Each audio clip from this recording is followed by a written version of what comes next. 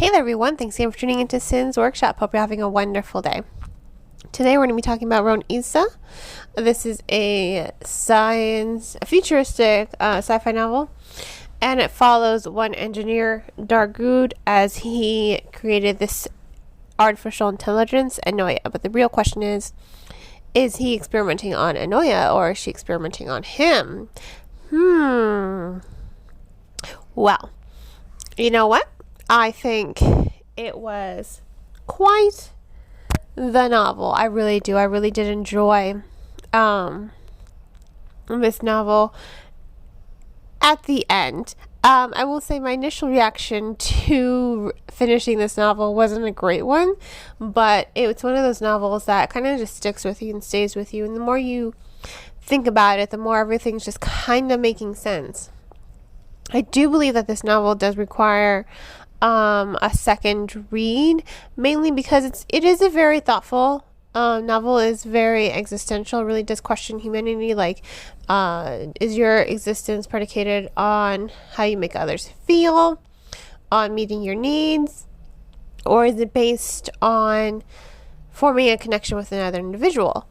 So I really do think that the story is well constructed and well done, because at first when you're reading it you think you're following Dargood, his perspective, but when you get to the end, what's happening is, well, what if we're really following Anoya's perspective? And that's what I thought was interesting with the novel. That is something that I thought was really interesting. So I do want to talk about that for a little bit, because the storytelling is really solid. I'll say this. And, I don't mind all the explicit scenes in the story. I really don't. You know why? Because they do add something to the story. It's not like that other book that I reviewed where it felt like it was just one sex scene after another. Like, no. I mean, if you're going to use... it has to have meaning to the story. It can't just be there just because you want it there. It doesn't really showcase a higher intelligent level of writing, in my personal opinion. And I'm someone as well who kind of just suffers from doing that sometimes, and then reinforcing these scenes to make sure that they have meaning towards the characterization. But I don't think that this author, I don't think Robin suffered from that. He's very clear in his explicit scenes, because what he's doing is he's kind of highlighting who Dargood is as a character, and you don't really like him. He's kind of a sexist pig. He's all about fulfilling his own needs. He would rather just get blowjobs all the time than actually participate in satisfying another woman. He just wants women around him to make him feel good, not the other way around. You get to see that a lot. And then, in fact, there's this other character, Andy, who really does call him out on it. And then there's another character in the novel that offers him companionship, who does love him, and then he kind of scoffs at it, and he's like, yeah, no thanks, I don't really want that. I just want to have sex all the time and party and do drugs and live my life to the fullest. He's kind of a dick, your main character. He is a dick. And to think this dick created this super intelligent artificial intelligence. But I did like it. I did like the novel. I really do think that those scenes add a lot to his characterization. I think they do add a lot to his perspective and what the author himself is trying to address in the novel. This need for satisfying your needs, desires, wants, and just focusing on yourself make you a better human, or does it make you a worse human? Is your existence based on doing that for others, or satisfying yourself versus others? I think it does ask a lot of questions. This is a novel definitely that you can sit around and discuss with fellow readers, and that is something that I was able to take away from it. You don't have to like the main character. Again, I don't think we're supposed to. I think the author intentionally wrote the story so that we are not that sympathetic to him as a character. Now, what I think is really interesting is how the book does require a second read. And I think that's interesting because when you're reading it, again, I said this, you think you're following Anoya. You think you're following Dargood, but really you're following Anoya. And I say that because at first, some of the scenes outside of Dargood's perspective were a little confusing because it didn't click.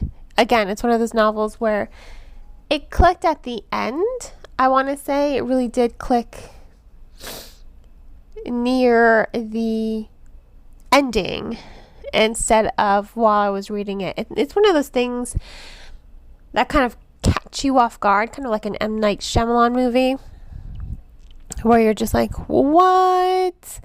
You're like, I didn't see that coming. And that's what I like about the story. It is predictable. It is building to something, but you don't know what until the end. And that's another reason why I do think it needs a second read, because you want to see what is it building to exactly. That is something that I enjoyed overall. That is something that I was able to take away from.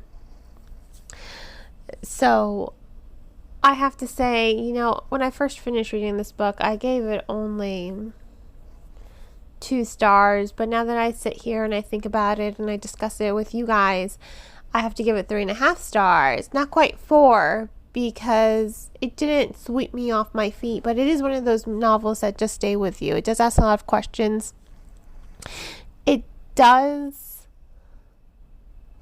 offer room for discussion, and that's what I liked. Discussion. If you can sit around and talk about a book and the depth of its meaning, every scene in this novel has a meaning. It's not a book without meaning. I just don't think it was quite what I was looking for, but I want to thank the author for sending me a copy of the book. I do think it is. I liked the existentialism of it. I like how it was very thoughtful. I like how you're following Anoya.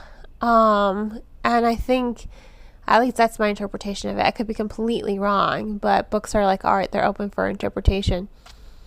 I think this is a novel that's really going to catch you off guard, and it's going to force you as a society to force you as an individual to look at society and start asking questions.